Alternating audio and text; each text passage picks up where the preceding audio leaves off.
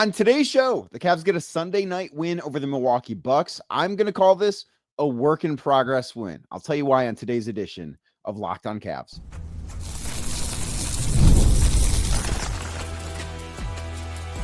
You are Locked On Cavs, your daily Cleveland Cavaliers podcast. Part of the Locked On Podcast Network, your team every day.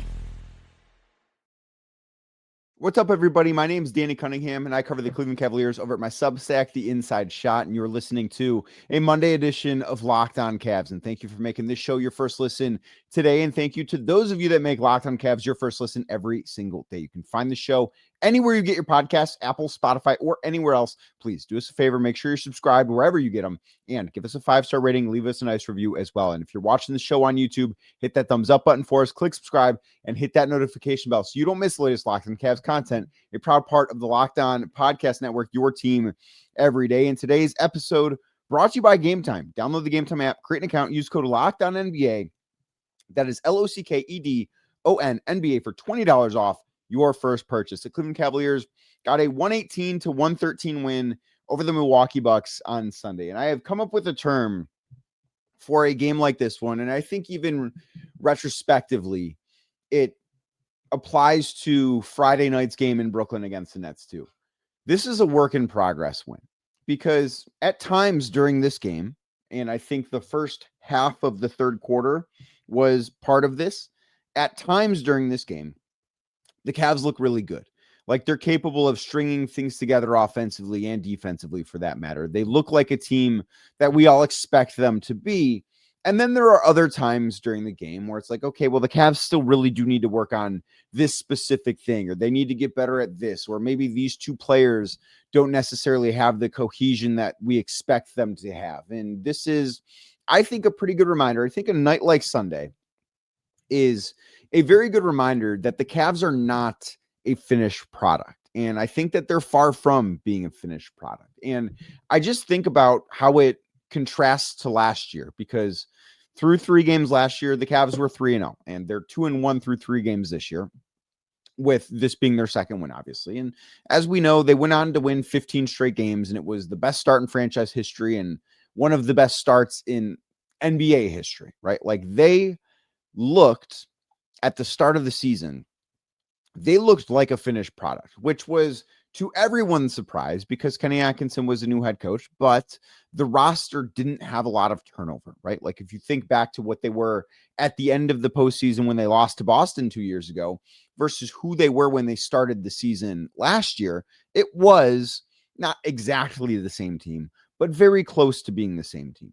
And this year, there is a big difference in what this group looks like from a personnel standpoint. Yes, they didn't lose a ton of guys, but when you combine the fact that they did lose guys and Darius Garland is out and Max Strus is out, and they did get DeAndre Hunter back on Sunday. We will talk about that coming up in a little bit, but they're trying to incorporate a lot of different things. They're trying to build up in a way that they didn't have to last year because they were able to start off so well. In the first 3 games they played last year, it wasn't just that they were 3-0, it's that none of those games were close. And this year, all 3 games that they've played have been close in the fourth quarter, which is so much different. But I just think that this is such a work in progress. This team is going to look, I think, a month from now, 6 weeks from now, maybe 2 months from now, I think they're going to look so much different in the best possible ways than they do right now. Because I look at this and say, yes, it's a great thing for the Cavs that they won. They should obviously be happy with it because winning basketball games, a difficult thing to do,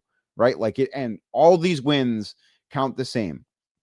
This win on October 26th counts the same in the standings as a win on December 1st will when they play Indiana, or a win on January 4th will.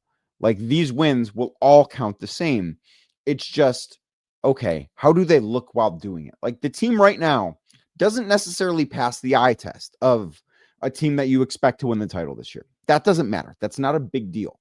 What's a big deal is that they find ways to get better, that they continue to improve upon the things that they are doing well and find ways to get much better at the things that they're not doing that well. And I do think that they will do that. I think that they are treating this stuff the right way too, because after the game, Donovan Mitchell in the locker room was asked about how it's a good thing they're recognizing what they're struggling with early on, because they do need to have areas where they can grow and they can get better. And I think that will be something that does help them out throughout the season, having those incremental goals to reach, having those areas where they can improve. And I think it'll be a fun thing to take a look back at, maybe not this game in specific, but this stretch of games later on in the season, and compare what the Cavs look like in January, in February, to what they look like as a team in October, in November, when we get there next week. Like, I think that'll be something that really is worth monitoring as the season goes on, because this is a team that is, I think, top to bottom, a little bit more talented than last year's group was. I do think that they made an upgrade in terms of talent. And right now, last year's team was better than where this year's team is right now. But the Cavs are doing the things, or say they're doing the things, and we'll have to see how this plays out in actuality. But the Cavs want to do the things to make themselves a better team at the end of the year than they were at the end of the year last year. We'll see if that happens. But I think nights like tonight are a reminder that, yes, they still have a long way to go, that, yes, there are things that they certainly need to work on. Like Evan Mobley, I kind of don't know how to view this game. Like, I did not think Evan had a great game. He certainly did not have a good first half. He was inefficient in the first half, really wasn't doing a ton of things well, particularly on the offensive end of the floor. And in the second half, I thought Evan was pretty good. Now, his outside shot didn't really fall. I think he was 1 of 5 of threes on Sunday night, which has been a good part of his game so far. Like, in the first couple of games, he did a solid job from outside.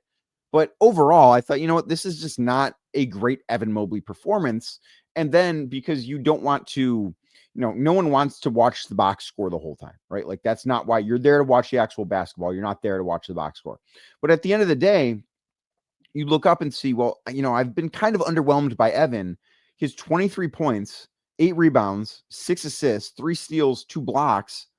And he does it while only taking 13 shots, because he goes 12 of 12 from the free throw line, because he's the guy that they count on at the end of the game to ice it at the free throw line, where he makes all 6 free throws that he attempted in the last 2 minutes. Like, those are the things. That is a big area of growth. I think that is a big deal for him, because normally, if you think back to last year, when the Cavs were in that situation, Evan was the guy throwing the ball in.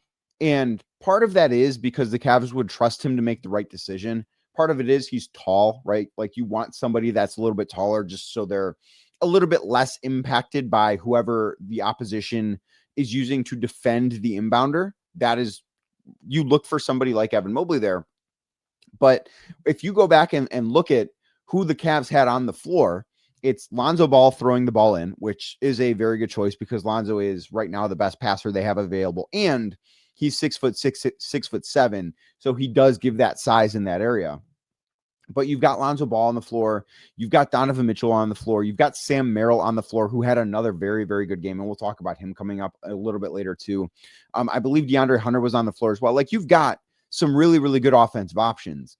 And the fact that Evan Mobley is the guy they trust to ice the game, I think, is a really good sign about where he is in terms of his development and what to expect from him offensively. Because I thought, like, it was just kind of And if Evan Mobley, in a game that I look at as maybe a little bit below his standard, I think that's a fair thing to say. Like, it is fair for me to expect Evan Mobley to be better than he was on Sunday night.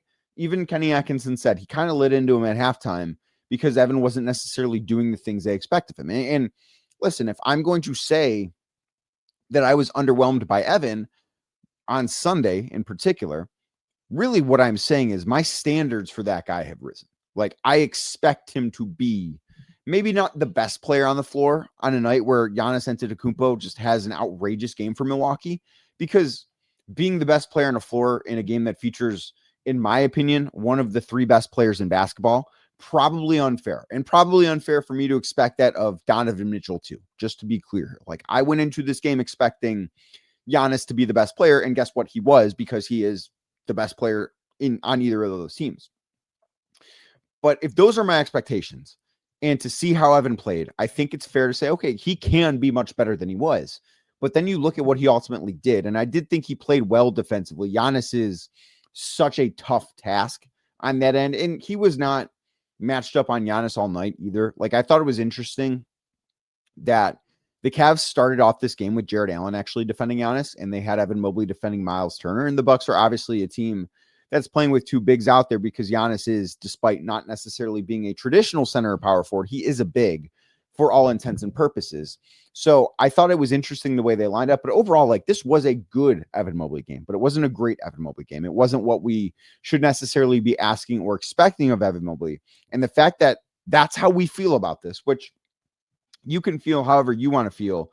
But that's like just kind of how I felt watching, was a little underwhelmed. And I think even the Cavs would say, you know, he can be certainly better than that. But for him to score 23 points, eight boards, 6 assists, 3 steals, 2 blocks, like, that is filling up the stat sheet. And by the way, he was a plus 16 in a game the Cavs won by 5. That's a big deal too. And he made plays down the stretch. Like, they don't win this game without the plays that Evan Mobley made down the stretch of it. And I think a lot of the same things can be said for Donovan Mitchell. Now, he didn't necessarily fill up the stat sheet the same way Evan did.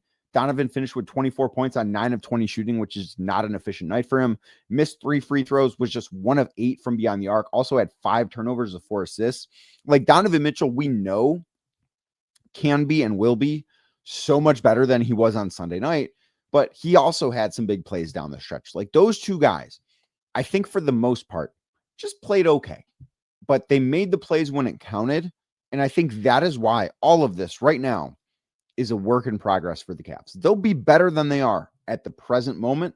They're not there yet, and it's okay. And it's especially okay when they find ways to win. Now, I did think the Cavs defensively were actually pretty good. And there's one stat that I found that really makes me believe that. I'll tell you what that is and why I think that next, right here on Locked On Cavs. But first, today's show brought to you by Monarch. Let's be honest, most of us can't even name all of our financial accounts, or let alone what they're worth. Between 401ks, savings, investments, it can be easy to lose track of your value.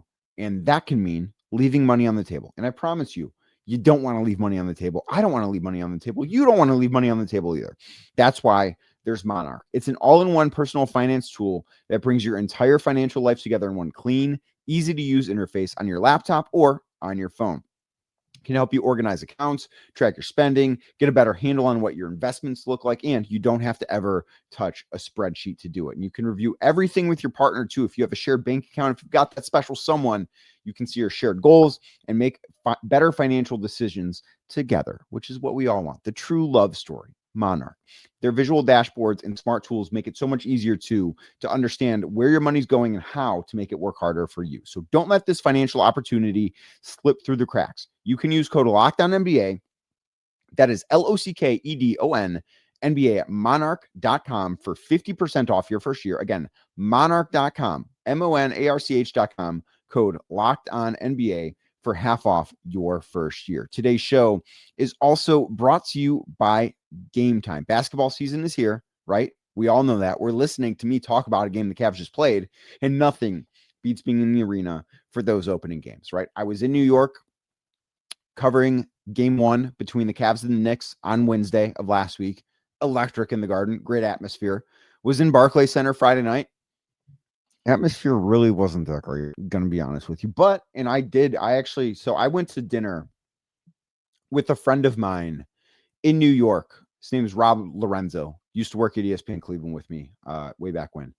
He and I went to dinner on Thursday night at a bar in New York. And he's like, you know, I'm thinking about going to the Cavs game tomorrow. I go, dude, download the Game Time app. Use code LOCKEDONNBA. You get $20 off first purchase. Barclays Center, really not expensive to begin with, like very affordable seats.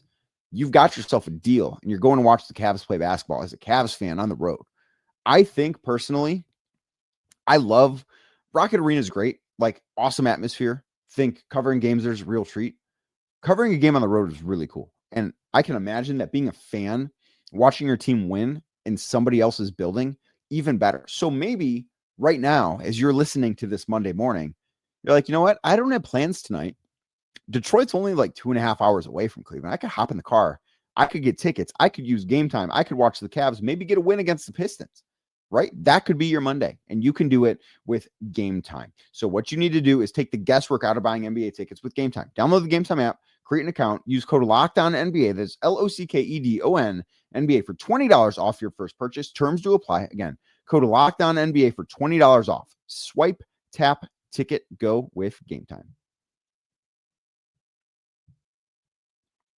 Thank you again for making today's edition of Locked On Cavs your first listen. Thank you for making Locked On Cavs your first listen every single day. You can find the show anywhere you get your podcasts, Apple, Spotify, or anywhere else. Please make sure you are subscribed as we get closer.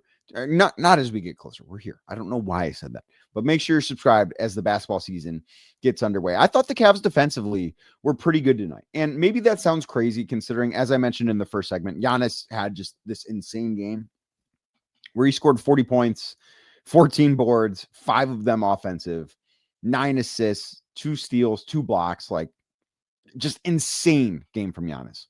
But one of the things that the Milwaukee Bucks want to do, and I think it's important to reference last year as we talk about this, but last year, the Cavs were the second best three-point shooting team in terms of accuracy. The Milwaukee Bucks were the team that was better than them. The Milwaukee Bucks were the one team that shot the ball from beyond the arc better, more efficiently than the Cavs did last year. So naturally, if you are the Milwaukee Bucks and you want to maximize Giannis, what are you going to do as an offensive strategy? Well, you're going to surround him with shooters, right? You're going to be a team that makes sure that there are guys on the floor with him that can take and make a lot of threes. That's been the Bucks' MO. That was their MO last year. That is their MO this year. And it makes a lot of sense. Like if you have somebody like that, that should be your offensive strategy, especially when you really don't have a ton of creation in the backcourt, because I do think Milwaukee's guards leave a lot to be desired. So entering the game on Sunday, Milwaukee had been averaging 42 three-point attempts per game, which, yes, all of this, as you know, is very, very small sample size because the Bucks had played 2 games prior to this. And they won both of them like it was effective. And yes, they played Washington and Toronto, which are 2 not necessarily teams that we expect to be great, but against Washington, they got up 44 threes. They made 18 of them. Against Toronto, they got up 40 threes. They made 14 of them. What I thought was important about what the Cavs did tonight, Milwaukee only attempted 33 three-pointers. That to me is something that should be looked at as a big deal because it's not just, oh, the Bucks, like you can look at it and say, wow, the Bucks shot 39% from 3. That's a good percentage. That's efficient. Like you would take on most nights shooting 39% from 3. You'd be very happy with that. But the thing the Cavs should be happy with, and I'm not here to say the percentage doesn't matter because it does. You have to guard well and you have to do all those things well. But what matters when you're playing a team like this, and it sort of becomes this math battle, is you want to limit how many threes they take. If the Bucks would have shot 40% from 3 while taking 41 threes, which is just about the average that they've been, if that were the case, Milwaukee wins this game. But because the Cavs were able to limit how many looks they got, I thought that was a really, really good sign from the Cavs defense. And I think that they are starting to. They're not all the way there, and they're not going to be all the way there for a long time.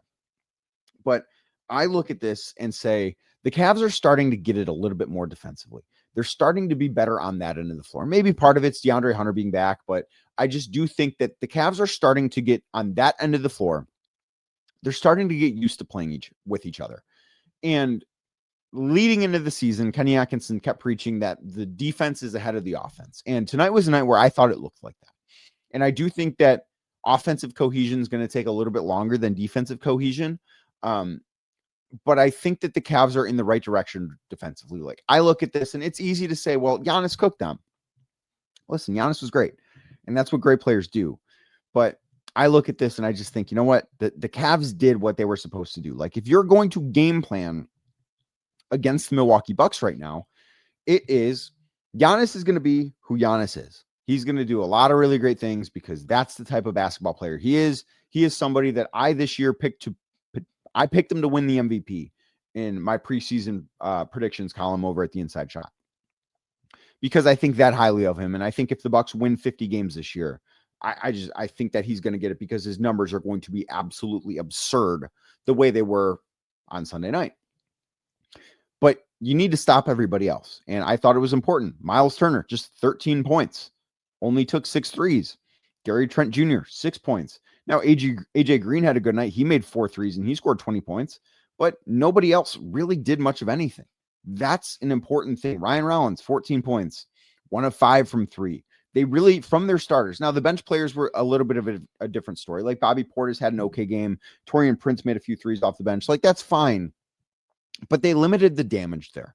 And that's an important side of things when you look at where this team is defensively, because the name of the game in the NBA now is how many threes can you make? How many threes can you take? And it's not necessarily my favorite thing in the world, but that's the direction the NBA has been trending in for quite some time, right? Like, part of the reason why the Cavs had some success in the regular season against the Boston Celtics last year, go look at the number of attempts the Celtics took from beyond the arc against the Cavs in those 4 games. It was below their season average. That's why they were able to find success. Milwaukee's going to be a team, I would bet this year, they will average more than 43s per game. And the Cavs keeping them at 33 is a really, really good sign. And it's also a good sign, too, conversely, that they were able to get up 40 themselves. Like, they didn't make a lot of them. They only made 12. This was not a good shooting night for the Cavs. They didn't do that well offensively. I thought a lot of those looks were good. I will be very curious to go back and watch and see what this looks like. But overall, I just think you should be really happy with where the Cavs are at defensively. And 2, the other thing, the Cavs rebounded the basketball pretty well. They won the rebounding battle 44-37. They got 10 offensive rebounds. Thought Lonzo Ball did a great job there. He had 3 offensive rebounds, including a putback that was just really, really a nice play and just ways that he impacts the game. So overall, I thought the Cavs did a lot better in some areas they struggled with. Like, I think it was fair to be annoyed or upset with their defense on Friday against the Nets in the second half. The Cavs didn't, and the Cavs led this game by 18, and they let Milwaukee back into the game. And the Bucks came all the way back from 18 down and tied it, which should not have happened. But the reason that happened wasn't because of who they were defensively. The reason that happened is because of who they were offensively. Like Milwaukee in this game, 31 points in the first quarter, fine, maybe a little high, but fine. 25 in the second. When they made their big comeback in the third, they only scored 28 points. Like, the Bucks got back into this game because the Cavs couldn't solve Milwaukee's zone, and they only scored 21 points in the third quarter, not because of their defense. And I think that, if you want to look at a good sign, I think that is certainly one of them. Now, the Cavs did get some reinforcements on Sunday night because DeAndre Hunter played his first game of the season. We'll talk about him, plus the impact Sam Merrill has had so far on the Cavs. That's straight ahead right here on Locked On Cavs. But first, today's show is brought to you by FanDuel. The NBA is back, and there's no better place to get in on the action than with FanDuel, the official sports betting partner of the NBA. Even if you miss the start of the game or want to ride a hot hand, FanDuel has live bets on everything from who will score next to fourth quarter comebacks. Plus, you can even combine your live bets into a same-game parlay for a bigger shot at a bigger payout. And it keeps every game exciting, especially when your team is trying to make that late push to find a way to get a win. Let's just flip over to football real quick, not to harp on it. I don't want to do this. I don't like doing this, but guys, I told you. The Cleveland Browns +7 was never going to happen. New England was always going to win that game. They were always going to win that game big. It is what it is. I can't even give out a Browns pick this week because they're on I believe they're on a bye. I hope they're on a bye. And mentally, they've been on a bye for a while now. But Monday Night Football is tonight. You've got Kansas City -11.5 taking on the Washington Commanders. Washington is without Jaden Daniels, Marcus Mariota starting this game. I like Kansas City -11.5. It's a big spread, but man, I just think Kansas City's starting to get hot. Maybe not at the right time yet because it's still October, but they certainly look like a much better team than they did at the start of the season. And Washington being without its starting quarterback, I just think KC wins that game. I think they win that game big. So right now you can head on over to FanDuel and you can make a play right there, or maybe bet the Cavs game tonight against the Detroit Pistons, because right now FanDuel giving new customers $300 in bonus bets when your first $5 bet wins. Head on over to FanDuel.com to sign up today. Play your game with FanDuel, the official sports betting partner of the NBA. Thank you again for making today's edition of Locked On Cavs your first watch on YouTube. And if you are watching, do us a favor, hit the thumbs up button for us, click subscribe, and hit that notification bell so you don't miss the latest Locked On Cavs content. Like I said, I like the defense. I also liked that DeAndre Hunter was back for the Cavs. So he had missed the first couple of games of the season with a right knee contusion. And I thought he looked good. I thought Hunter in this game looked like I expect DeAndre Hunter to look. Now, he didn't do everything great. He didn't necessarily shoot the ball from beyond the arc all that well. But I think that he is just I think he's going to be such a good piece for this team. So he played 27 minutes, which I look at as another good sign. Maybe if he were completely healthy, he plays a few more minutes than he did. But I look at him playing 27 minutes as a very good sign. He had 18 points on 6 of 13 shooting. He started off really well too. So I do wonder if maybe there was some discomfort as the game went on, because he started 4 of 5 and finished 2 of his final 8, which maybe not the best sign. But overall, I think he had an impact, a positive impact on both sides of things for the Cavs. And as I said before the season, I don't think DeAndre Hunter is going to make the All-Star team. I don't. But I do think DeAndre Hunter is going to generate all-star buzz. I think he's going to be a guy that we here talked about as, you know what, I couldn't quite get there. Like, he's not an all-star, but I really gave strong consideration to DeAndre Hunter. I think that's who he's going to be. I think he looked more comfortable with his teammates and more comfortable in his role than he did last year. I think it's a big deal that he's a starter. I think he fits better into this team as a starter coming off the bench. And one of the other things that we saw that we had not seen in either of the first 2 games, I don't believe, was we saw the Cavs take the floor with no Donovan Mitchell, no Evan Mobley, no Jarrett Allen. They can't do that without DeAndre Hunter. Now, if Darius Garland is available, they can do it then, because Darius Garland is an all-star guard and he can carry your team for stretches. But they couldn't do that in the first couple of games because they just didn't have other guys. Adding DeAndre Hunter back not only gives them more size on the wing, I do think he had a positive effect on the rebounding side of things too. But I also think that you can say, hey, these 3 minutes, DeAndre, it's yours. Run the show. And maybe run the show is the wrong phrase, because he was out there with Lonzo Ball then. But we need a bucket. DeAndre Hunter can just go get that bucket. That, I think, is a thing that, Donovan Mitchell can do that. Darius Garland can do that. The Cavs really want Evan Mobley to get to the point where he can do that. But DeAndre Hunter can do that. And I think Lonzo Ball can go get someone else a bucket sometimes, but you need someone else to go get the bucket still there. So I think having that additional guy that you can just toss the ball to, if you're Lonzo Ball or if you are Jalen Tyson or Craig Porter Jr., just say, hey, go get a basket.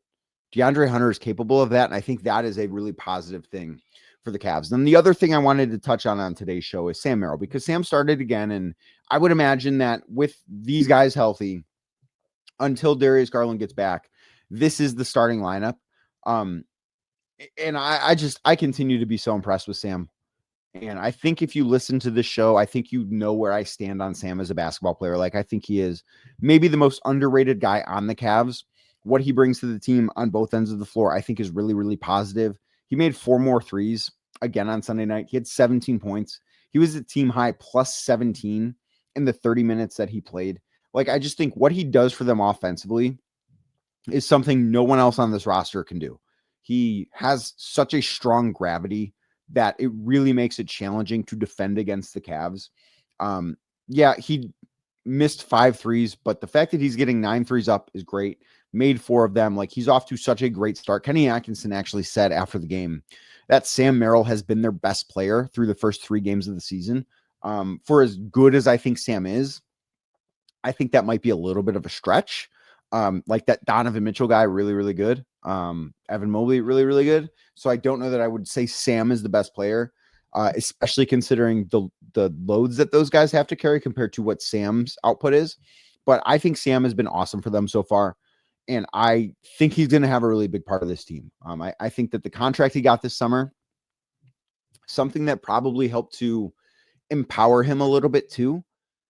If you pay attention, I think you notice Sam is becoming more of a leader of this team, and no one's asking Sam to go out there and be team captain or anything. That's not part of his job description. But I do think that having an additional leader, and Sam has now been around for a long time. He's not some young guy anymore. And he is obviously a significant success story in the NBA after being the number 60 overall pick in the draft by the Milwaukee Bucks, and then being the first pick in the G League draft and starting with the Cavs ultimately on a 10-day contract to where he is now, where he's on not just a standard contract, but a real NBA contract with real NBA money. Now he's got a real NBA role, and there are expectations for him. And so far through 3 games, I think he's done a fantastic job meeting those expectations. I think that he's been an awesome player, and I'm really, really interested to see where he fits in when the Cavs are fully healthy, because I do think that of the role players the Cavs have had, he is certainly the best one this season by, I think, quite a wide margin. But now the Cavs will turn to Monday night. It's the second night of a back-to-back, their first back-to-back of the season. They head on up to Detroit, take on old friend JB Bickerstaff and the Detroit Pistons. Pistons also will be on the second leg of a back-to-back. They play the Boston Celtics on Sunday night too. So we will see what those two teams look like as they square off for the first of 4 times this season. Of course, I will have you Tuesday morning, same time, same place. I will be in Detroit talking about that game. So maybe I'll be recording a podcast on the floor at Little Caesars Arena. Maybe I'll be in a random room, or maybe I'll just be back at my hotel. We will see what that looks like, but I will be on the road for this one. I am going to try and get to a few more road games this year. I know that it can be tough to necessarily get everything you want out of a road game, just because it's not necessarily treated the same way as a home game is in terms of coverage. There are not a lot of people on the road. I want to bring you guys as much Cavs stuff as possible. And the more people that listen, the more people that subscribe, the more people that watch on YouTube, the more I am able to do that. So if you want to see me on the road more, make sure you be a friend, tell a friend about Locked On Cavs, subscribe, like, 5-star rating, nice review, all those things, wherever you get your podcasts, and on YouTube as well. Like I said, I will be back tomorrow after the Cavs take on the Pistons. We'll have everything you need from that game right here at Locked On Cavs.